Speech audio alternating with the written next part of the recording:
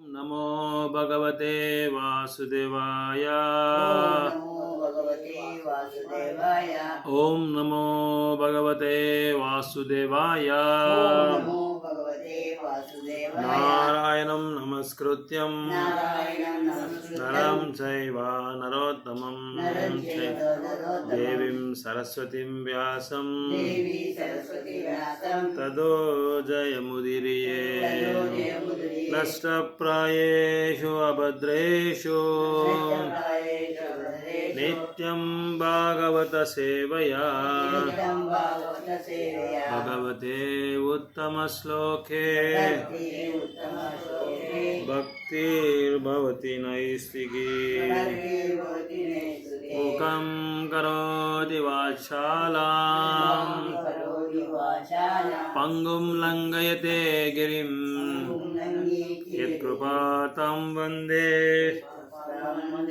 श्रीगुरुं दीनतारिणं। परमानन्दमाधव श्रीचैतन्य ईश्वरा कृष्णाय वासुदेवाय देवकीनन्दनाय च नन्दगोपकुमाराय गोविन्दाय नमो नमः। ಶ್ರೀಮದ್ ಭಾಗವತಂ ಮೊದಲನೇ ಸ್ಕಂದ ಎರಡನೇ ಅಧ್ಯಾಯ.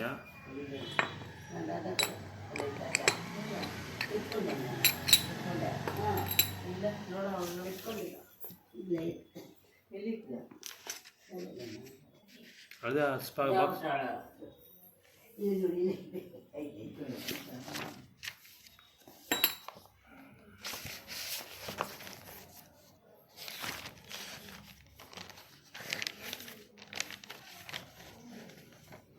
ಸೊ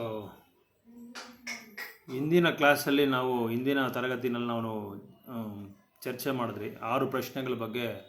ಇವತ್ತು ನಾವು ಚರ್ಚೆ ಮಾಡಿಬಿಟ್ಟು ಅದಕ್ಕೆ ಉತ್ತರ ಏನು ಅಂತ ನಾವು ನೋಡ್ತಾ ಇದ್ದೀವಿ. 6 ಪ್ರಶ್ನೆಗಳಿಗೆ ಮುಂದೆ ಭಗವಂತನ ಒಂದು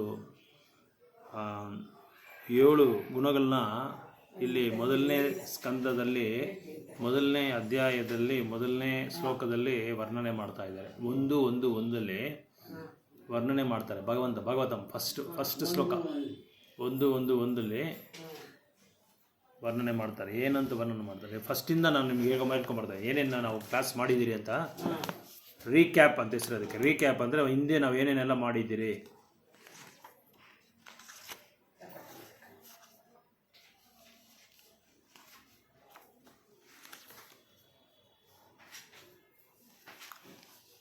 ಓಂ ನಮೋ ಭಗವತೆ ವಾಸುದೇವಾಯ ಅಂತಂತ ಸ್ಟಾರ್ಟ್ ಆಗುತ್ತೆ. ಜನ್ಮಾದಸ್ಯತೋನ್ಯವಾದ್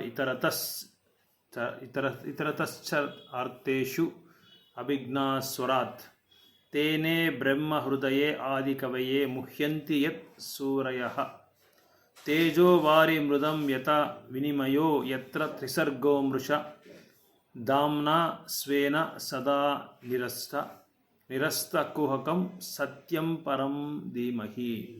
ಸೊ ಭಾಗವತಂ ಯಾವ ಥರ ಪ್ರಾರಂಭ ಆಯಿತು ಅಂದರೆ ಭಗವಂತನ ಮೊದಲನೇ ಒಂದು ಶ್ಲೋಕದಲ್ಲೇ ಭಗವಂತನ ಕೀರ್ತನೆ ಮಾಡ್ತಾ ಇದ್ದಾರೆ. ಭಗವಂತನ ಒಂದು ಸ್ಥಾನ ಏನು, ಭಗವಂತನ ಒಂದು ಜನ್ಮಾದಿ ಅಶ್ಯ ಯತಃ ಯಥಾನ್ಯವಾದ್ ಇತರತಸ್ ಅಂದರೆ ಜನ್ಮ ಅಂದರೆ ಸೃಷ್ಟಿ. ಭಗವಂತನಿಗೆ ಜನ್ಮ ಇಲ್ಲ, ಭಗವಂತನಿಗೆ ಹುಟ್ಟು ಸಾವು ಯಾವುದೂ ಇಲ್ಲ.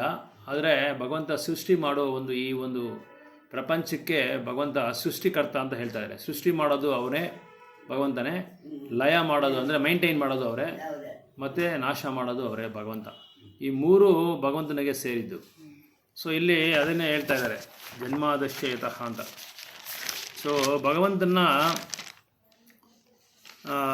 ಲಕ್ಷಣಗಳು ಇಲ್ಲಿ ಹೇಳ್ತಾ ಇದ್ದಾರೆ. ಆ 7 ಲಕ್ಷಣಗಳಿದೆ ಭಗವಂತನಿಗೆ. ಭಗವಂತನ ಮುಖ್ಯವಾದ ಲಕ್ಷಣ ಸೃಷ್ಟಿ ಮಾಡೋದು ಈ ಲೋಕನ, ಮತ್ತು ಈ ಲೋಕವನ್ನು ಮೈಂಟೈನ್ ಮಾಡೋದು, ಮತ್ತು ಭಗವಂತನ ಲಯ ಮಾಡೋದು, ಮತ್ತು ಭಗವಂತನೇ ಇದನ್ನು ಲಯ ಮಾಡೋದು. ಸೊ ಅದೇ ಇಲ್ಲಿ ನೆಕ್ಸ್ಟು ಇಲ್ಲಿ ಏನು ಹೇಳ್ತಾರೆ ಅಂದರೆ ಜನ್ಮಾದಿವಸ ಅಂದರೆ ಅದು ಮೊದಲನೇ ಪಾಯಿಂಟು. ಏನೋ ಭಗವಂತನ ಸೃಷ್ಟಿ ಮಾಡೋದು, ಈ ಲೋಕನ ಸೃಷ್ಟಿ ಮಾಡೋದು. ಆಮೇಲೆ ಇಲ್ಲಿ ಅಭಿಜ್ಞ ಅಂತ ಹೇಳಿದ್ರೆ ಭಗವಂತನಿಗೆ ಎಲ್ಲ ಗೊತ್ತಿರೋದು ಇದೆ ಅಂತ ಹೇಳ್ತಾರೆ. ಭಗವಂತನಿಗೆ ಗೊತ್ತಿಲ್ಲದಿರೋ ಯಾವುದೂ ಇಲ್ಲ, ಎಲ್ಲ ಗೊತ್ತಿದೆ ಭಗವಂತನಿಗೆ ಅಂತ ಹೇಳ್ತಾ ಇದ್ದಾರೆ.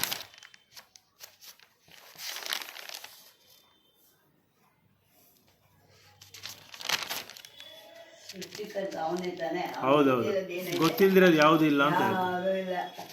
ಅದೇ ಇಲ್ಲಿ ಹೇಳ್ತಾರೆ. ಆಮೇಲೆ ಅನ್ವಯ ಇತರತಶ್ಚಾರ್ಥೇಷು,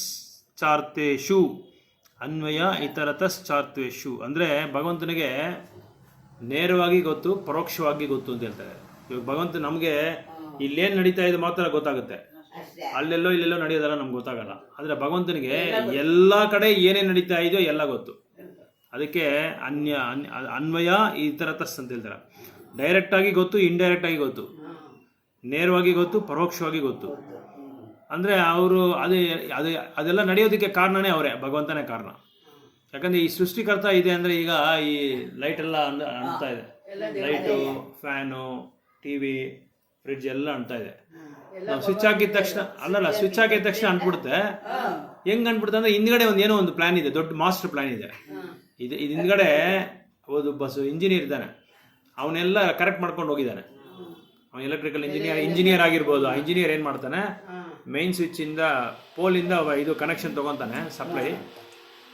ಅದು ಸಪ್ಲೈ ಬಂದು ಮೈನ್ ಸ್ವಿಚ್ಗೆ ಕನೆಕ್ಟ್ ಮಾಡ್ತಾನೆ. ಮೈನ್ ಸ್ವಿಚ್ಚಿಂದ ಇಲ್ಲೆಲ್ಲದಕ್ಕೂ ಬರ್ತಾ ಇರುತ್ತೆ. ಸುಮ್ಮನೆ ಹಾಕಿದ್ರೆ ಬರಲ್ಲ.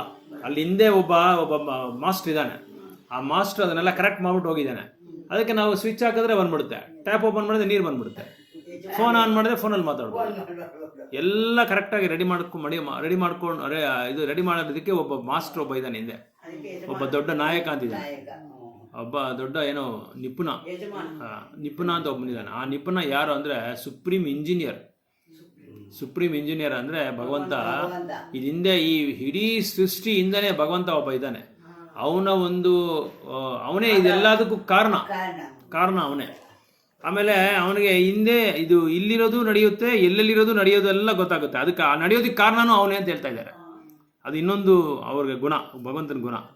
ಯಾವುದು ಅವ್ರಿಗೆ ಗೊತ್ತಿಲ್ಲದ್ರೆ ಯಾವುದು ಈ ಪ್ರಪಂಚದಲ್ಲಿ ನಡೆಯೋದಿಲ್ಲ. ಇನ್ನೊಂದು ಅಭಿಜ್ಞ ಅಂದರೆ ಅವ್ರಿಗೆಲ್ಲ ಗೊತ್ತು ಅಂತ ಅರ್ಥ. ಅವ್ರಿಗೆ ಗೊತ್ತಿಲ್ಲದಿರೋದೇ ಯಾವುದು ಇಲ್ಲ ಅಂತ ಗೊತ್ತಿದೆ ಅಂತ ನಾವು ಅರ್ಥ ಮಾಡ್ಕೋಬೇಕು. ಇನ್ನೊಂದು ಪಾಯಿಂಟ್ ಏನು ಹೇಳ್ತಾರೆ ಅಂದರೆ, 3ನೇ ಪಾಯಿಂಟು ಸ್ವರಾಟ್ ಅಂದರೆ ಇಂಡಿಪೆಂಡೆಂಟು. ಭಗವಂತ ಬಂದು ಸ್ವತಂತ್ರವಾದ, ಸರ್ವಸ್ವತಂತ್ರ ಅಲ್ಲ, ಸರ್ವಸ್ವತಂತ್ರ. ಅವನಿಗೆ ಎಲ್ಲ ಸ್ವತಂತ್ರ ಇದೆ ಭಗವಂತನಿಗೆ. ಉದಾಹರಣೆ, ಈಗ ಹಕ್ಕಿಗಳಿದೆ, ಪಕ್ಷಿಗಳಿದೆ, ಅದೆಲ್ಲ ಹಾರಬೇಕು ಅಂತ ಹೇಳಿದ್ರೆ ಭಗವಂತ ಅದಕ್ಕೆ ಅಂತ ಒಂದು ಸ್ಪೆಷಲ್ ಗುಣ ಕೊಟ್ಟಿದ್ದಾನೆ. ಮನುಷ್ಯರು ಹಾರಕ್ಕಾಗಲ್ಲ, ಪಕ್ಷಿಗಳು ಹಾರೋ ಥರ ಮನುಷ್ಯರು ಹಾರಕ್ಕಾಗಲ್ಲ. ಒಬ್ಬರು ವಿಜ್ಞಾನಿ ಬಂದು, ಭಗವಂತ ಏನಕ್ಕೆ ಇದು ಹೇಳ್ತಾ ಇದ್ದೀನಿ ಅಂದರೆ, ಭಗವಂತ ಒಬ್ಬ ವಿಜ್ಞಾನಿ ಬಂದಂತೆ. ಆ ವಿಜ್ಞಾನಿ ಒಬ್ಬ ಇವನು ಯೋಗ ಮಾಡ್ಬಿಟ್ಟು ಬಂದ, 8 ವರ್ಷ ಯೋಗ ಮಾಡಿಬಿಟ್ಟು ಸಿದ್ಧಿಗಳೆಲ್ಲ ಕಲ್ತ್ಕೊಂಡು ಊರಿಗೆ ಬಂದಂತೆ. ಊರಿಗೆ ಬಂದ್ಬಿಟ್ಟು ಎಲ್ಲರೂ ಬನ್ರಿ, ನಾನು ಎಲ್ಲ ದೊಡ್ಡ ಸಿದ್ಧಿ ಆಗಿದ್ದೀನಿ, ನಾನು ನೀರ ಮೇಲೆ ನಡ್ಕೊಂಡು ಹೋಗ್ತೀನಿ ಅಂತ ಹೇಳಿದಂತೆ. ಎಲ್ಲ ಅವ್ನು ನೀರಲ್ಲಿ ನಡ್ಕೊಂಡು ಹೋಗ್ತೀನಿ, ಎಲ್ಲರೂ ನೋಡೋಕೆ ಬಂದ್ರಂತೆ ಎಲ್ಲರೂ. ಪ್ರಭುಪಾದರಿಗೆ ಯಾರೋ ಒಬ್ಬರು ಹೇಳಿದ್ರಂತೆ ಶಿಷ್ಯರು, ನೋಡಿ ಅವನು ನೀರಲ್ಲಿ ನಡೀತಾ ಇದೆ ಅಂತ ಪ್ರಭುಪಾದ ಅಂತ ಹೇಳಿದ್ರು. ಹೌದಾ, ನೀರಲ್ಲಿ ನಡೀತಾ. ಆಮೇಲೆ ಇನ್ನೊಬ್ಬ ಹೇಳಿದಂತೆ, ನೋಡಿ ಈಗೆಲ್ಲ ಇದು ಏರೋಪ್ಲೇನ್ ಹೋಗ್ತಾರೆ, ಅದನ್ನೆಲ್ಲ ಕಂಡಿದ್ದಾರೆ ವಿಜ್ಞಾನಿಗಳು ಅಂತ ಹೇಳಿದ್ರಂತೆ. ಅದಕ್ಕೆ ಪ್ರಭುಪಾದರು ಹೇಳಿದ್ರಂತೆ, ಆ ನೀರಲ್ಲಿ ಹೋಗಿರೋನಿದಲ್ಲ ಅವ್ನಿಗೆ ಹೇಳಿದ್ರಂತೆ, ಅವನು 8 ವರ್ಷ 10 ವರ್ಷ 15 ವರ್ಷ ಕಷ್ಟಪಟ್ಟು ಈ ಸಿದ್ಧಿ ಎಲ್ಲ ಕಲ್ತ್ಕೊಂಡ್ಬಂದಿದ್ದಾನೆ. ನಾನು ಆ ನೌಕೆ ಬೋಟ್ ಓಡಿಸ್ತಾನಲ್ಲ, ಅವ್ನು ಕರೆದ್ಬಿಟ್ಟು 2 ನಿಮಿಷ ನಾನು ಹೋಗ್ತೀನಿ ನೋಡು ಅಂತ ಹೇಳಿದ್ರಂತೆ ಪ್ರಭುಪಾದರು. ಬೋಟಲ್ಲಿ ಕೂತ್ಕೊಂಡ್ರಂತೆ, 10 ರೂಪಾಯಿ ಕೊಟ್ರಂತೆ, ಈ ಕಡೆಯಿಂದ ಆ ಕಡೆ ಬಿಟ್ಬಿಟ್ರಂತೆ. ಇದಕ್ಕೆ ಈ ದಡದಿಂದ ಆ ದಡಕ್ಕೆ ಬಿಡೋದಕ್ಕೆ ಇವನು 15 ವರ್ಷ ಇದು ಮಾಡ್ಕೊಂಡ್ ಬಂದಿದ್ದಾನೆ. ಸಮಯನೂ ಇದು ಖರ್ಚು, ಸಮಯ ವೇಸ್ಟು, ಸಮಯ ನಷ್ಟ, ದುಡ್ಡು ನಷ್ಟ, ಆರೋಗ್ಯ ನಷ್ಟ, ಎಲ್ಲ ನಷ್ಟ. ನಾನು 10 ರೂಪಾಯಿ ಕೊಟ್ಟೆ, ಇಲ್ಲಿಂದ ಅಲ್ಲೋದೆ. ಯಾವುದು ಒಳ್ಳೇದು? ಇದೇ ಒಳ್ಳೇದು. ಏನು 10 ವರ್ಷ 15 ವರ್ಷ ಏನು ಕಷ್ಟ ಬಿಟ್ಕೊಂಡು ಏನು ಸಿದ್ಧಿಗಳನ್ನ ಪಡ್ಕೊಂಡು ಏನು ಪ್ರಯೋಜನ? ಅದೇ ಥರ ವಿಮಾನ ಕಂಡಿಡಿದ್ದಾರೆ ಪ್ರಭುಪಾದಂತೆ. ನಾನು ಪ್ರಭುಪಾದ ಹೇಳಿದ್ರಂತೆ, ನೋಡಿ ಅವನು ವಿಮಾನ ಕಂಡಿಡಿಯೋಕ್ಕೆ ದೊಡ್ಡ ವಿಜ್ಞಾನಿ ಬೇಕು, ಕೋಟ್ಯಾಂತರ ರೂಪಾಯಿ ದುಡ್ಡು ಬೇಕು. ಭಗವಂತ ಈ ಒಂದು ನೊಣಗೆ, ಈ ನೊಣನು ಪಕ್ಷಿಗಳೆಲ್ಲ ಇದೆ, ಇಲ್ಲಿಂದ ಮೇಲೆ ಹಾರ್ಕೊಂಡು ಹೋತಾನೈತೆ, ಅದಕ್ಕೇನು ಮಿಷಿನೇ ಇಲ್ಲ. ಹಿಂದ್ಗಡೆ ಏನೋ ಒಂದು ಮೆಕ್ಯಾನಿಸಮ್ ಇರಬೇಕಲ್ಲ, ಏನೋ ಒಂದು ಮಿಷಿನ್ ಇರಬೇಕು. ಅದು ಸ್ಟಾರ್ಟ್ ಮಾಡಿದ್ರೆ, ಅದು ಇಗ್ನಿಷನ್ ಸ್ಟಾರ್ಟ್ ಮಾಡಿದ್ರೆ ಗಡ ಗಡ ಗಡ ಗಡ ಅಂತ ಅದು ಇದು ಮಾಡ್ಕೊಂಡು ಮೇಲೆ ಹೋಗುತ್ತೆ ವಿಮಾನ. ಬಟ್ ಈ ನೊಣಕ್ಕೂ ಈ ಸೊಳ್ಳೆಗಳಿಗೆ ಈ ಪಕ್ಷಿಗಳಿಗೆ ಯಾವ ಮಿಷಿನ್ ಇಲ್ಲ. ಹಿಂಗೆ ಇದು ರೆಕ್ಕೆಗಳು ಕೊಟ್ಟವ್ರೆ, ಅದು ಹಾರಿಸ್ಕೊಂಡು ಹೋಗ್ತಾನೆ ಇದೆ. ನೋಡಿ ಭಗವಂತ ಎಷ್ಟು ವಿಶೇಷವಾಗಿ ಅದನ್ನ ಸೃಷ್ಟಿ ಮಾಡಿದ್ದಾರೆ. ಇವರೆಲ್ಲ ಅದಕ್ಕೆ ಕೋಟ್ಯಾಂತರ ರೂಪಾಯಿ ದುಡ್ಡು ಖರ್ಚು ಮಾಡ್ತಾ ಇದ್ದಾರೆ. ಆಮೇಲೆ ಚಂದ್ರಲೋಕಕ್ಕೆ ಹೋಗ್ತೀನಿ ಅಂತಾರೆ. ಏನು ಉಪಯೋಗ ಏನಿದೆ ಅಲ್ಲಿ ಹೋಗ್ಬಿಟ್ಟು ಏನು ಮತ್ತೆ ವಾಪಸ್ ಬರ್ಬೇಕಷ್ಟೇ. ಅಲ್ಲಿ ನೀನು ಚಂದ್ರಲೋಕಕ್ಕೆ ಹೋಗಲ್ಲ ಅವರು. ಸುಮ್ಮನೆ ಹೋಗ್ತೀನಿ ಅಂತ ಹೇಳ್ತಾರೆ ಅಷ್ಟೇ. ಚಂದ್ರಲೋಕಕ್ಕೆ ಹೋಗೋಕ್ಕಾಗಲ್ಲ. ಚಂದ್ರಲೋಕ ಹೋಗೋದಕ್ಕೆ ಆ ಚಂದ್ರಲೋಕದ ಒಂದು ವಾತಾವರಣೆಯ ಒಂದು ಇದನ್ನ ನಾವು ಮೊದಲು ಸೆಟ್ ಮಾಡ್ಕೊಬೇಕು. ಅಲ್ಲಿರೋದಕ್ಕೆ ಅಷ್ಟು ಚಳಿ ನಮ್ಮ ಕೈಯಲ್ಲಿ ತಡೆಯೋಕ್ಕಾಗುತ್ತಾ ಅನ್ನೋದನ್ನ ನಾವು ಸೆಟ್ ಮಾಡ್ಕೊಂಡ್ರೆ ಆಗೋದು. ಅದಕ್ಕೆ ಆಕ್ಸಿಜನ್ ಎಲ್ಲ ತೊಗೊಂಡೋಗ್ಬೇಕು. ಎಲ್ಲಾದ್ರೂ ಹೋಗ್ಬೇಕಾದ್ರೆ ಅದಕ್ಕೆ ಏನೇನು ಬೇಕೋ ಎಲ್ಲ ಸೆಟ್ ಮಾಡ್ಕೊಂಡು ಹಿಂದ್ಗಡೆ ಎಲ್ಲ ಕಟ್ಕೊಂಡು ಹಿಂಗೆ ಹೋಗ್ತಾರೆ. ನೀರಲ್ಲಿ ಹೋಗ್ಬೇಕಾದ್ರೂ ಅಷ್ಟೇ ಆ ಥರ. ಸೊ ಈ ಪಕ್ಷಿಗಳಿಗೂ ಏನೂ ಇಲ್ಲ, ಅದ್ರ ಪಾರ್ಕ್ ಅದು ಹಾರ್ಕೊಂಡು ಹೋಗ್ತಾನೆ ಇದೆ. ಭಗವಂತ ಹೆಂಗೆ ಸೃಷ್ಟಿ ಮಾಡಿದ್ರು ನೋಡಿ ಭಗವಂತ ಅದನ್ನ. ಆ ಥರ ಭಗವಂತನ ಸೃಷ್ಟಿಗೆ ಸಮಾನ ಯಾವುದೂ ಇಲ್ಲ ಆ ಥರ. ಅದಕ್ಕೆ ಭಗವಂತ ಇದೆಲ್ಲ. ಬಟ್ ನಾವೆಲ್ಲರೂ ನಾವು ಒಂದೊಂದು ಜೀವರಾಶಿಗೆ ಒಂದೊಂದು ಗುಣನೇ ಕೊಟ್ಟಿದ್ದಾನೆ ಭಗವಂತ, ಎಲ್ಲ ಗುಣನೂ ಕೊಟ್ಟಾನ. ಅದೇ ಈ ಪಕ್ಷಿಗಳು ಇದು ಏನೋ ಅದು ಈ ಜಂತುಗಳು, ಅದಕ್ಕೆ ಅಲ್ಲ ಜಂತು ಅನಿಮಲ್ಸ್ ಅವ್ರಿಗೆ ಮಾತಾಡೋಕ್ಕಾಗಲ್ಲ. ಮಾತಾಡೋ ಶಕ್ತಿ ಕೊಟ್ಟಿಲ್ಲ ಭಗವಂತ, ಮಾತಾಡೋ ಒಂದು ಚಮತ್ಕಾರ ಕೊಟ್ಟಿಲ್ಲ. ಆದರೆ ಮನುಷ್ಯರಿಗೆ ಮಾತಾಡೋ ಶಕ್ತಿ ಕೊಟ್ಟಿದ್ದಾನೆ. ಮನುಷ್ಯರಿಗೆ ಭಕ್ತಿ ಸೇವೆ ಮಾಡೋ ಇದು ಒಂದು ಜ್ಞಾನ ಕೊಟ್ಟಿದ್ದಾನೆ. ಸೊ ಇವರು ಸ್ವಾತಂತ್ರ್ಯರಲ್ಲ, ಆ ಪಕ್ಷಿಗಳು ಸ್ವಾತಂತ್ರ್ಯರಲ್ಲ, ಈ ಪ್ರಾಣಿಗಳು ಸ್ವಾತಂತ್ರ್ಯದಲ್ಲ. ಆದರೆ ಅವರವರಿಗೆ ಒಂದೊಂದು ಇದು ಕೊಟ್ಟಿದ್ದಾರೆ. ಈಗ 24 hours ನೀರಲ್ಲೇ ಇರಬೇಕು, 24 ಗಂಟೆ ಮನೆ ನಮ್ಮ ಕೈಲಾಗುತ್ತಾ? ಆಗಲ್ಲ. ಅದಕ್ಕೆ ತಕ್ಕಂತೆ ಒಂದು ಜೀವಿ ಕೊಟ್ಟಿದ್ದಾನೆ. ಯಾವುದು ತಿಮಿಂಗಲ, ಫಿಶ್, ಮೀನು ಇದೆಲ್ಲ ಯಾವಾಗಲೂ ನೀರಲ್ಲೇ ಇರುತ್ತೆ. ಭಗವಂತ ಆ ಸೃಷ್ಟಿ ಅದಕ್ಕೆ ಕೊಟ್ಟಿದ್ದಾನೆ. ಅದನ್ನ ತಗೊಂಬಂದು ಹೊರಗಡೆ ಇಟ್ಟರೆ, ದಡದಲ್ಲಿ ಇಟ್ಟರೆ ಅದು ಸತ್ತೋಗ್ಬಿಡುತ್ತೆ. ಆದರೆ ಮನುಷ್ಯ ಇದರಲ್ಲಿ ಇರ್ಬೋದು, ಭೂಮಿ ಮೇಲೆ ಇರ್ಬೋದು. ಅದೇ ಮಾತಾಡ್ಬೋದು, ಒಳ್ಳೇದು ಯಾವುದೋ ಒಂದು ನೋಡ್ಬೋದು, ಕೆಟ್ಟದ್ದು ಯಾವುದೋ ಒಂದು ನೋಡ್ಬೋದು. ಒಳ್ಳೇದು ಯಾವುದೋ ಒಂದು ಒಳ್ಳೆ ದಾರಿನಲ್ಲಿ ಹೋಗ್ಬೋದು, ಕೆಟ್ಟ ದಾರಿಯಲ್ಲಿ ಹೋಗ್ಬೋದು. ಎಲ್ಲ ತಿಳುವಳಿಕೆ ಮನುಷ್ಯನ ಕೊಟ್ಟಿದ್ದಾನೆ, ಜ್ಞಾನ ಕೊಟ್ಟಿದ್ದಾನೆ. ಈ ಥರ ಭಗವಂತ ಇವರೆಲ್ಲ ಭಗವಂತನ ಮೇಲೆ ಆಧಾರ ಪಟ್ಟಿದ್ದ, ಅವೆಲ್ಲ ಭಗವಂತನ ಮೇಲೆ ಆಧಾರ ಪಟ್ಟಿದೆ. ಆದರೆ ಭಗವಂತ ನಮ್ಮ ಮೇಲೆ ಆಧಾರ ಪಟ್ಟಿಲ್ಲ. ಅದಕ್ಕೆ ಅವ್ರನ್ನ ಸ್ವತಂತ್ರ ಅಂತ ಹೇಳ್ತಿದ್ದಾನೆ. ಆಮೇಲೆ ಭಗವಂತ ಬ್ರಹ್ಮನಿಗೆ ಬೋಧನೆ ಮಾಡಿಬಿಟ್ಟು ಬ್ರಹ್ಮ ಏನು ಮಾಡ್ತಾನೆ, ಎರಡನೇ ಸೃಷ್ಟಿ ಮಾಡ್ತಾನೆ. ಆ ಎರಡನೇ ಸೃಷ್ಟಿ ಮಾಡುವಾಗ ಭಗವಂತ ಬ್ರಹ್ಮ ಮೊದಲು ಹುಟ್ಟಿದ ತಕ್ಷಣ, ಬ್ರಹ್ಮ ಅವತಾರ ತಗೊಂಡಿದ ತಕ್ಷಣ ಇದು ಭಗವಂತ ಏನು ಮಾಡ್ತಾರೆ, ಮೊದಲನೇ ವೇದಗಳನ್ನ ಅವ್ರಿಗೆ ಬೋಧನೆ ಮಾಡ್ತಾರೆ. ಯಾರಿಗೆ? ಬ್ರಹ್ಮಗೆ. ಅಷ್ಟು ದೊಡ್ಡ ಜ್ಞಾನಿ ಬ್ರಹ್ಮಗಿಂತ ಜ್ಞಾನಿ ಯಾರು ಇಲ್ಲ. ಅಂತ ದೊಡ್ಡ ಜ್ಞಾನಿಗೆ ಭಗವಂತನೇ ಹೇಳಿರೋದು ಬೋಧನೆ. ಈ ವೇದಗಳೆಲ್ಲ ಭಗವಂತನೇ ಹೇಳಿರೋದು. ತೇನೇ ಬ್ರಹ್ಮ ಹೃದಯ ಆದಿ ಕವಿಯೇ ಅಂದ್ರೆ ಬ್ರಹ್ಮ ಹೆಸರು ಕವಿ, ಆದಿ ಕವಿ ಅಂತ ಹೆಸರು. ಆದಿ ಅಂದ್ರೆ ಪುರಾತನವಾದ, ಅಲ್ಲ ಪುರಾತನವಾದ, ಹಳೆ ಹಲವರು. ಅವ್ರ ತರ ಪುರಾತನವಾದ ಯಾರು ಇಲ್ಲ ಅಂತ ಅರ್ಥ. ಯಾಕಂದ್ರೆ ಮೊದಲ ಸೃಷ್ಟಿ ಅವರೇ ಅಲ್ಲ, ಬ್ರಹ್ಮ ಅಲ್ಲ. ಅದಕ್ಕೆ ಅಂತ ಅವ್ರಿಗೇನೆ ಇವ್ರು ಬೋಧನೆ ಮಾಡೋರೆ ಅಂತ ಭಗವಂತ ಕೃಷ್ಣ ವಿಷ್ಣು. ಅದಕ್ಕೆ ಇಲ್ಲಿ ಹೇಳ್ತಾರೆ, ದೊಡ್ಡ ವ್ಯಕ್ತಿಗಳಿಗೆ, ಅಂತ ದೊಡ್ಡ ವ್ಯಕ್ತಿಗೆ ಭಗವಂತ ಬೋಧನೆ ಮಾಡೋನವೇ. ಇನ್ನು ಆಮೇಲೆ ಅದೇ ಹೇಳ್ತಾರೆ, ಇನ್ನೊಂದೇನು ಹೇಳ್ತಾರೆ ಅಂದರೆ,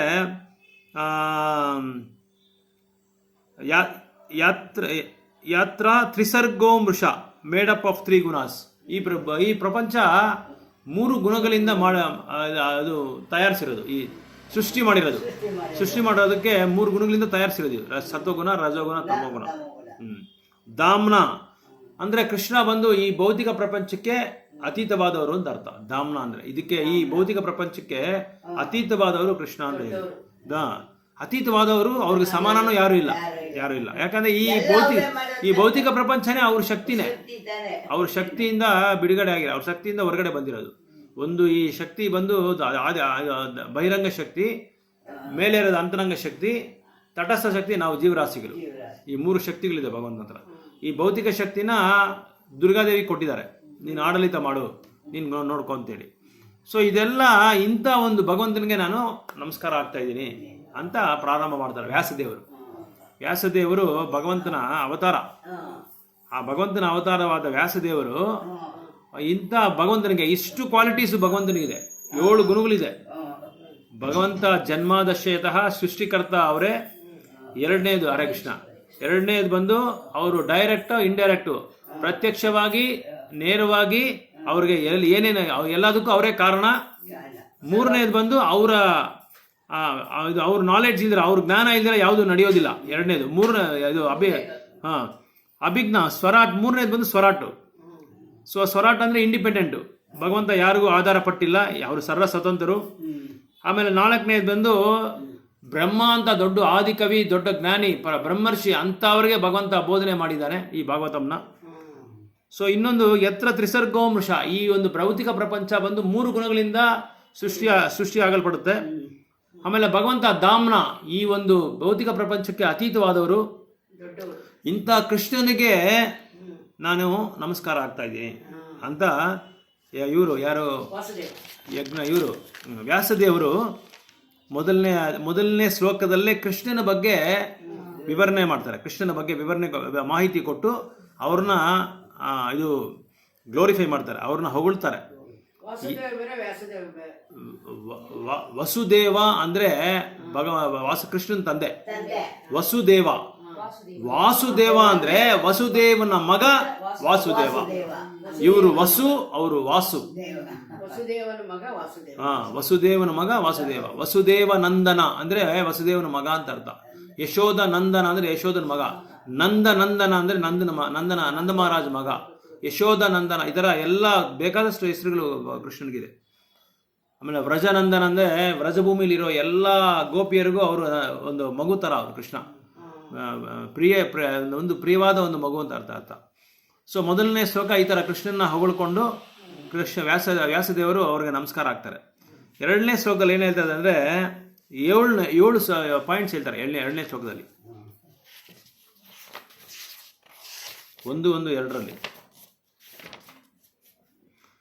ಧರ್ಮಪೋರ್ಜಿತ ಕೈತವೋತ್ರ ಪರಮೋ ನಿರ್ಮತ್ಸರಾಣಾಂ ಸತಂ ವೇದ್ಯಂ ವಾಸ್ತವಮತ್ರ ವಸ್ತು ಶಿವದಂ ತಾಪತ್ರಯೋನ್ಮೂಲನಂ ಶ್ರೀಮದ್ ಭಗವತೆ ಮಹಾಮುನಿಕೃತೆ ಕಿಂವಾ ಪರೈರೀಶ್ವರಃ ಸಾಧ್ಯ ಹೃದಯ ಅನುವರ್ಧ್ಯತೆ ತ್ರಕೃತಭಿ ಸುಶ್ರುಭಿಸ್ತತ್ ಶನತ್. 1:2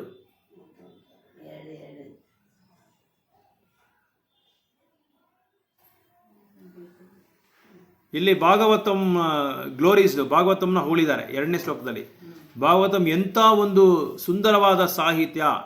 ಈ ಸುಂದರವಾದ ಸಾಹಿತ್ಯನ 7 ಪಾಯಿಂಟ್ ಅಲ್ಲಿ ವರ್ಣನೆ ಕೊಟ್ಟಿದ್ದಾರೆ. 7 ವಿಷಯ ಇದೆ ಅದನ್ನು ವರ್ಣನೆ ಮಾಡೋದಕ್ಕೆ. ಮೊದಲನೇದೇನೆಂದ್ರೆ ಮೋಸ ಮಾಡೋ ಎಲ್ಲ ಮತಗಳನ್ನ ಅದು ನಿರ್ಲಕ್ಷ್ಯ ಮಾಡುತ್ತೆ. Rejects all cheating religion.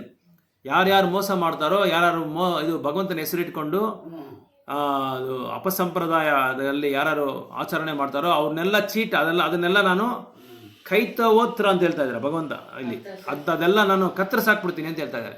ಅಂತ ಧರ್ಮಗಳನ್ನ ನೀವು ಪಾಲನೆ ಮಾಡಬಾರ್ದು ಅಂದ್ರೆ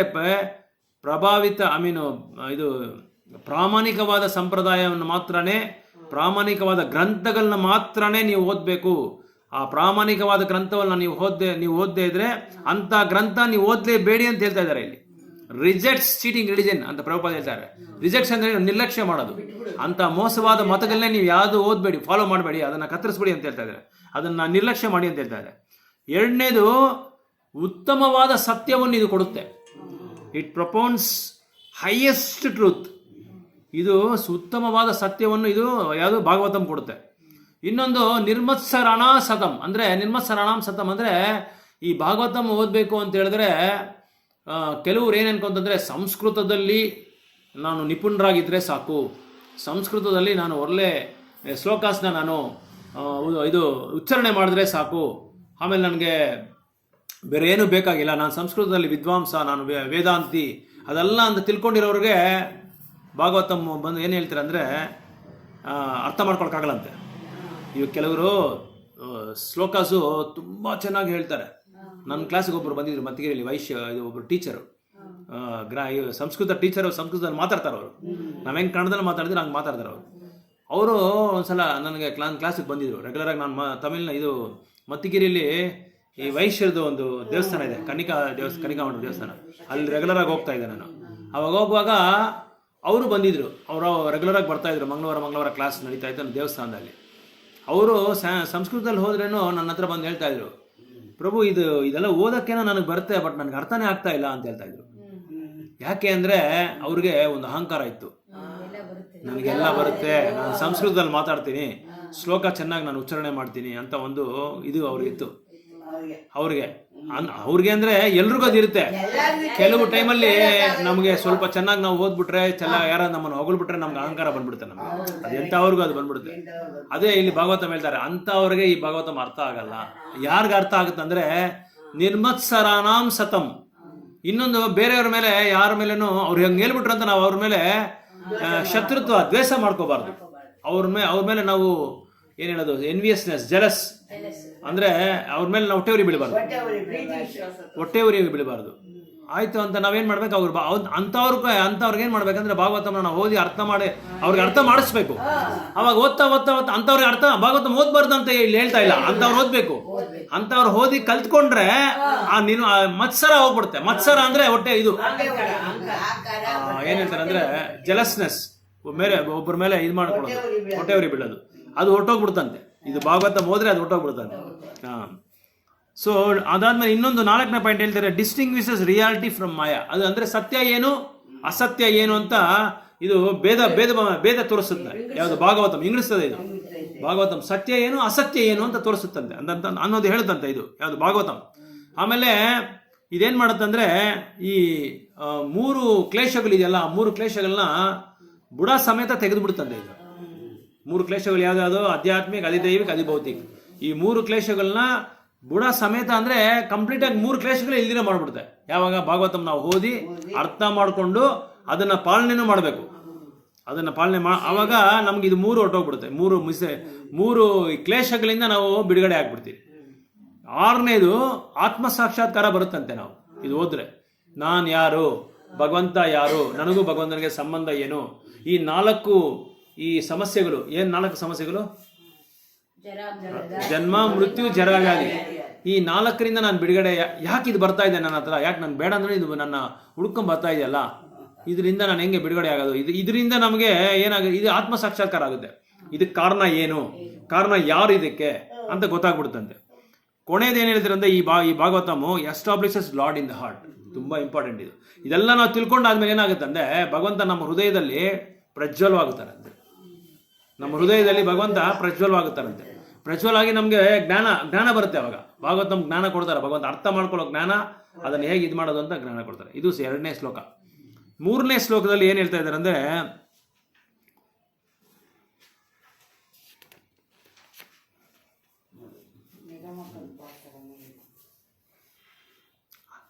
ಆಮೇಲೆ ಈ ಭಾಗವತಂ ಈ ಶಾಸ್ತ್ರಗಳು ಮೊದಲು ಏನು ಹೇಳುತ್ತೆ ಅಂದರೆ 4 ಒಂದು ಏನು ಡಿಸ್ಕೌಂಟ್ ನಮಗೆ ಕೊಡುತ್ತೆ. 4 ವಿಧವಾದ ಒಂದು ಪಾಯಿಂಟ್ಸ್ ನಮ್ಗೆ ಹೇಳುತ್ತೆ. ಧರ್ಮ, ಅರ್ಥ, ಕಾಮ, ಮೋಕ್ಷ.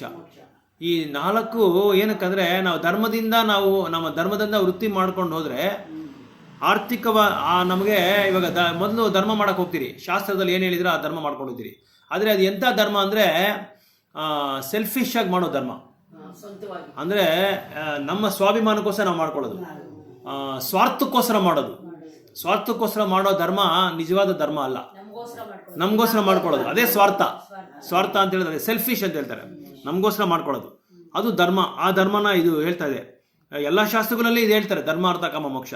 ಆಮೇಲೆ ನೆಕ್ಸ್ಟ್ ಸ್ವಾರ್ಥಕ್ಕೋಸ್ಕರ ನಾವು ಮಾಡ್ಕೊಂಡು ಏನು ಮಾಡ್ತೀರಿ, ಧರ್ಮ ಮಾಡ್ತಾ ಕೆಲವು ಒಳ್ಳೆ ಪುಣ್ಯ ಕಾರ್ಯಗಳು ಮಾಡ್ಕೊಳ್ಳೋದು. ಏನಕ್ಕಂದರೆ ನನಗೆ ಹೆಸರು ಬರಲಿ ಅಂತ.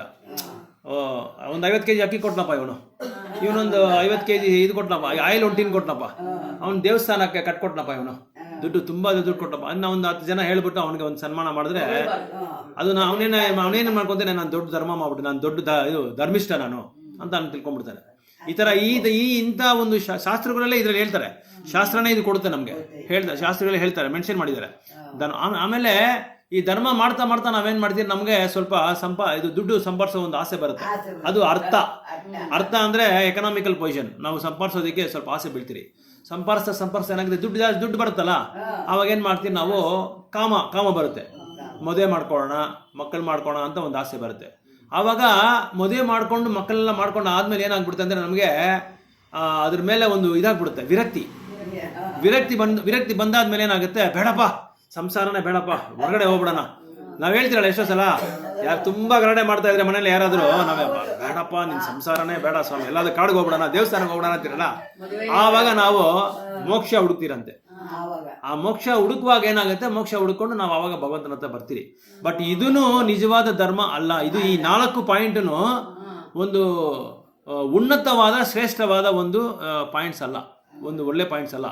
ಅದಕ್ಕೆ ನಿಜವಾದ ಧರ್ಮ ಯಾವುದು ಅಂತ ಹೇಳಿದ್ರೆ ಭಗವಂತ ಇದ್ರೆ ಹೇಳ್ತಾರೆ, ಎರಡನೇ ಆದರೆ ಎರಡನೇ ನಾವು 7 ಪಾಯಿಂಟ್ ಹೇಳಿದ್ರಲ್ಲ, ಅದು ಎರಡನೇದಲ್ಲಿ ಹೇಳ್ತಾರೆ. ಉನ್ನತವಾದ ಧರ್ಮ ಅಂದರೆ ಸವೈಪುಂಸೋ ಪರೋಧರ್ಮ ಅದೋಕ್ಷದಿ ಅಹೈತುಕಿ ಅಪ್ರತಿಹತ ಯಯಾತ್ಮ ಸುಪ್ರಸಿದ್ಧತೆ ಅಂತ ಹೇಳ್ತಾ ಇದ್ದಾರೆ. ಈ ಒಂದು ನೆಕ್ಸ್ಟ್ ಇದ್ರಲ್ಲಿ ಬರುತ್ತೆ ಅದು ಮುಂದಿನ ಶ್ಲೋಕ. ಅಂದರೆ ನಿಜವಾದ ಧರ್ಮ ಏನು ಅಂತ ಹೇಳಿದ್ರೆ ಭಗವಂತನ ಪ್ರೀತಿಸೋದು, ಅದೇ ನಿಜವಾದ ಧರ್ಮ. ಯಾವಾಗ ನಾವು ಭಗವಂತನ, ಅದೇ ಪರೋಧರ್ಮ.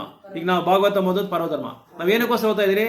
ಭಗವಂತನ ಬಗ್ಗೆ ತಿಳ್ಕೊಂಡು ಅರ್ಥ ಮಾಡ್ಕೊಂಡು ಯಾರ ಮೇಲೂ ಏನು ಒಂದು ಶತ್ರುತ್ರ ವೈರಿ ನೋಡಿಸ್ತೀರಾ, ಭಗವಂತನ ಅರ್ಥ ಮಾಡಿಕೊಂಡು ಭಗವಂತನ ತಿಳ್ಕೊಂಡು ಅವನ ಪ್ರೀತಿಸಕ್ಕೆ ನಾವು ಸ್ಟಾರ್ಟ್ ಮಾಡ್ತಾ ಇದ್ದೀರಿ.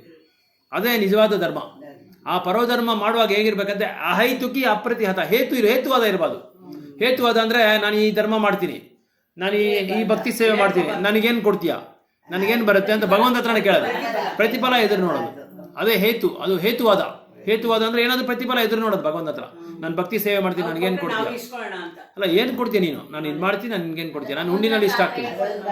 ಹುಂಡಿನಲ್ಲಿ ಭಗವಂತ ಹತ್ರ ಹೇಳ್ಕೊಳ್ಳೋದು ಪ್ರಾರ್ಥನೆ ಮಾಡುವಾಗ, ನೋಡಪ್ಪ ನನಗೊಂದು ಇದು ಪ್ರಾಜೆಕ್ಟ್ ಸಕ್ಸಸ್ ಆಗಬೇಕು, ನನಗೆ ನಿನ್ಗೆ ಇಷ್ಟ ಆಗ್ತೀನಿ, ನಿನಗೆ ಅಷ್ಟ ಆಗ್ತೀನಿ, ತಿರುಪ್ತಿ ಹುಂಡಿನಲ್ಲಿ ಅಷ್ಟ ಆಗ್ತೀನಿ ಅಂತ ನಾವು ಭಗವಂತನ ಹತ್ರನೇ ವ್ಯಾಪಾರ ಮಾಡೋದು. ಅದು ಇರಬಾರ್ದು. ಅಹೈತುಕಿ ಇರಬಾರ್ದು, ಹೇತು ಇರಬಾರ್ದು, ಅಹೈತು ಇರಬಾರ್ದು. ಅಹೈತು ಇರಬೇಕು. ಅಂದರೆ ಏನು ನಾವು ಎದುರು ನೋಡಬಾರ್ದು. ಏನು ಇಳಿದ್ರೆ ಇವಾಗ ಸುಧಾಮ ಹೋದ, ನಾನು ನಿಮ್ಗೆ ಹೇಳಿದಾರ, ಸುಧಾಮ ಹೋದ ಕೃಷ್ಣ ಹತ್ರ, ಏನು ಒಂದು ಇದು ಪ್ಲಾನ್ ಹಾಕೊಂಡೆ, ಇದು ಕೇಳಲಿಲ್ಲ, ಏನು ಕೇಳಲಿಲ್ಲ. ಏನು ಯೋಚನೆ ಮಾಡ್ಕೊಂಡೋದ ಅವನು? ಅಲ್ಲ, ದರ್ಶನಕ್ಕೆ ಹೋಗಿದ್ದು, ಹೋಗುವಾಗ ಇವನು ಯೋಚನೆ ಮಾಡ್ಕೊಂಡೋದ ಅವನು. ಏನು ಕೃಷ್ಣನ ಹತ್ರ ಎಷ್ಟು ಕೋಟಿ ಕೇಳೋಣ, ಎಷ್ಟು ಬಂಗ್ಲಾ ಕೇಳೋಣ, ಅದೆಲ್ಲ ಏನು ಭೌತಿಕವಾದ ಪದಾರ್ಥ ಏನು ಅವ್ನಿಗೆ ಯೋಚನೆ ಬಂದಿಲ್ಲ. ಕೃಷ್ಣನು ಅವನು ತನ್ನ ಬಾಲ್ಯ ಲೀಲೆಗಳಲ್ಲಿ ಸಂದೀಪಾನಿ ಮುನಿ ಹತ್ರ ಏನೇನೆಲ್ಲ ಮಾಡಿದ್ರು ಲೀಲೆಗಳು, ಅದನ್ನ ಯೋಚನೆ ಮಾಡ್ಕೊಂಡ, ಅದನ್ನ ಜ್ಞಾಪಕ ಮಾಡ್ಕೊಂಡ. ಬರುವಾಗ ಏನ್ ಮಾಡ್ದ? ಬರುವಾಗ ಏನ್ ಯೋಚನೆ ಮಾಡ್ದ? ವಾಪಸ್ ಬಂದ್ಬಿಟ್ಟ ಕೃಷ್ಣ ನೋಡ್ಕೊಂಡು. ಅವಾಗ ಬರುವಾಗ ಏನು ಯೋಚನೆ ಮಾಡ್ಕೊಂಡ? ಇಷ್ಟು ಮಾತಾಡ್ದ ಕೃಷ್ಣ ನನ್ನ ಹತ್ರ, ಏನು ಕೊಟ್ಟಿಲ್ವಲ್ಲ ನನಗೆ ಅಂತ ಏನಾದ್ರು ಅನ್ಕೊಂಡ? ಏನು ಅನ್ಕೊಂಡಿಲ್ಲ. ಅದೇ ಅಹೈತುಕಿ ಅಂತ ಹೇಳೋದು.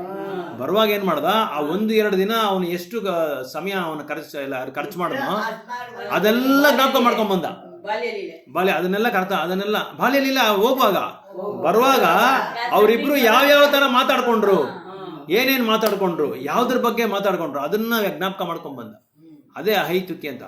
ಅಪ್ರತಿಹತ ಅಂದ್ರೆ ನಾವು ಮಾಡೋ ಭಕ್ತಿ ಸೇವೆ, ಇವತ್ತು ಏನು ಶನಿವಾರ, ನಾಳೆ ನೋಡ್ಕೊಂಡು ಇವತ್ತೇನು ಭಾಗವತಂ ಕ್ಲಾಸ್ ಬೇಡ, ಸ್ವಲ್ಪ ಇದು ನಾಳೆ ಸಂಡೇ ಹೆಂಗೋ ಒಂದೇ ಸಲ ಸೋಮವಾರ ಇಟ್ಕೊಂಡ್ಬಿಡೋಣ ಪ್ರಭು ಅಂತ ಹೇಳ್ತಾರಲ್ಲ ಭಕ್ತರು, ಡಿವೋಟೀಸ್. ಆ ಥರ ಓದೋಕ್ಕೆ ಇಂಟ್ರೆಸ್ಟ್ ಇಲ್ಲ ಅಂತ ಅರ್ಥ. ಅಂದರೆ ತಲ್ಲಾಕೋದು, ಪ್ರೋಕ್ರಾಸ್ಟಿನೇಟ್ ಅಂತ ಹೇಳ್ತಾರೆ. ನಾಳೆ ನೋಡ್ಕೊಳ್ಳೋಣ, ನಾಳೆ ಇವತ್ತು ಜಪ ಮಾಡೋಕ್ಕಾಗಲ್ಲ, ಸ್ವಲ್ಪ ಕೈ ಕಾಲೆಲ್ಲ ನೋವು, ಮೈ ಸುಸ್ತಾಗಿದೆ, ಅಲ್ಲಿ ಇಲ್ಲಿ ಹೋಗ್ಬಿಟ್ಟು ಬಂದೆ, ನಾಳೆ ನೋಡ್ಕೊಳ್ಳೋಣ ಅಂತ. ಅಂದರೆ ತಲ್ಲಾಕೋದು, ಪೋಸ್ಟ್ಪೋನ್ ಮಾಡೋದು ನಮ್ಮ ಭಕ್ತಿ ಸೇವೆನ. ಅರ್ಥ ಏನಂದ್ರೆ ಯಾವುದು ನಾವು ಒಂದು ಇಂಟರ್ವೆಲ್ ಇರಬಾರ್ದು. ನಾವು ಮಾಡೋ ಭಕ್ತಿ ಸೇವೆಗೆ ಅದಕ್ಕೆ ಬ್ರೇಕ್ ಕೊಡಬಾರ್ದು, ರಹಿತ ಇರಬಾರ್ದು. ರಹಿತ ಇಲ್ದಿರ ಭಕ್ತಿ ಸೇವೆ ಮಾಡ್ಕೊಂಡು ಹೋದ್ರೆ ಅವಾಗ ಅದರಲ್ಲಿ ಒಂದು ಇಂಟ್ರೆಸ್ಟ್ ಇರುತ್ತೆ, ಒಂದು ನಮಗೆ ರುಚಿ ಬರುತ್ತೆ, ಟೇಸ್ಟ್ ಬರುತ್ತೆ. ಇನ್ನೂ ಕಲ್ತ್ಕೊಳ್ಳೋಣ.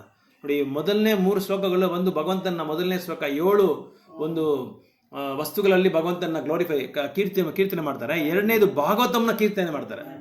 ಭಾಗವತಂನ 7 ಪಾಯಿಂಟಲ್ಲಿ ಕೀರ್ತನೆ ಮಾಡ್ತಾರೆ. ಸೊ ಅದಕ್ಕೆ ನಿಜವಾದ ಧರ್ಮ ಯಾವುದು ಅಂದರೆ ಭಗವಂತನ ಕೃಷ್ಣ ಪ್ರೇಮೆ. ಭಗವಂತನ ಪ್ರೇಮಿಸೋದು, ಭಗವಂತನ ಪ್ರೀತಿ ಮಾಡೋದೇ ಕೃಷ್ಣ. ಅದೇ ಉತ್ತಮವಾದ ಒಂದು ಇದು ಧರ್ಮ, ಉತ್ತಮವಾದ ಧರ್ಮ ಅದೇ. ಇದೆಲ್ಲ ಈ ಧರ್ಮ ಅರ್ಥ ಕಾಮ ಮೋಕ್ಷ ಬಂದು ಭೌತಿಕವಾದದ್ದು, ಭೌತಿಕಕ್ಕೆ ಲೌಕಿಕಕ್ಕೆ ಸಂಬಂಧವಾದದ್ದು, ಲೌಕಿಕ ಲೋಕಕ್ಕೆ ಸಂಬಂಧವಾದದ್ದು ಅಂತ ಹೇಳ್ತಾ ಇದ್ದಾರೆ. ಸೊ ಅಂದರೆ ಇದೆಲ್ಲ ಮಾಡುವಾಗ ಏನಾಗುತ್ತೆ ಅಂದರೆ ಅಹೈತುಕಿ ಅಪ್ರಹಿತ ಮಾತ್ರ ಯಯಾತ್ಮ ಸುಪ್ರಸಿದ್ಧಿ. ಆವಾಗ ಆತ್ಮಗೆ ಏನಾಗುತ್ತೆ? ಪ್ರಶಾಂತವಾಗಿ ಶುದ್ಧವಾದ ಒಂದು ಮನಸ್ಸಲ್ಲಿ ಹೃದಯನೂ ಶುದ್ಧಿ ಆಗುತ್ತೆ. ಭಗವಂತನ ಬಗ್ಗೆ ಇನ್ನು ಕೇಳೋಕ್ಕೆ ಆಕರ್ಷಣೆ ಜಾಸ್ತಿ ಆಗ್ತಾ ಇರುತ್ತೆ, ಆಸೆ ಬರುತ್ತೆ. ಸೊ ಅದರಿಂದ ಭಾಗವತಂ ಕೇಳಬೇಕು ಅಂದರೆ ಶ್ಲೋಕಾಸ್ ಒಂದು ಉಚ್ಚಾರಣೆ ಮಾಡಿಬಿಟ್ರೆ ಸಾಕಪ್ಪ, ಇನ್ನೇನು ಬೇಡ. ಚೆನ್ನಾಗಿ ಮಾತಾಡ್ಬಿಟ್ರೆ ಸಾಕಪ್ಪ, ಇಂಗ್ಲೀಷ್ ಬಂದರೆ ಸಾಕಪ್ಪ, ಆಮೇಲೆ ಸಂಸ್ಕೃತ ಬಂದರೆ ಸಾಕು, ಚೆನ್ನಾಗಿ ಮಾತಾಡ್ಬಿಟ್ರೆ ಸಾಕು ಅನ್ನೋದಲ್ಲ. ನಿಜವಾದ ಭಕ್ತಿ ಬೇಕು. ನಿಜವಾದ ಭಕ್ತಿ ಇದ್ರೆ ಇದೆಲ್ಲ ಆಟೋಮೆಟಿಕ್ಕಾಗಿ ಎಲ್ಲ ಬಂದ್ಬಿಡುತ್ತೆ. ಈಗ ನಮ್ಮ ಇದರಲ್ಲಿ ನೋಡಿದ್ರೆ ಸುಮಾರು ಜನ ಸಂಸ್ಕೃತ ಯಾರನ್ನ ಓದಿಲ್ಲ.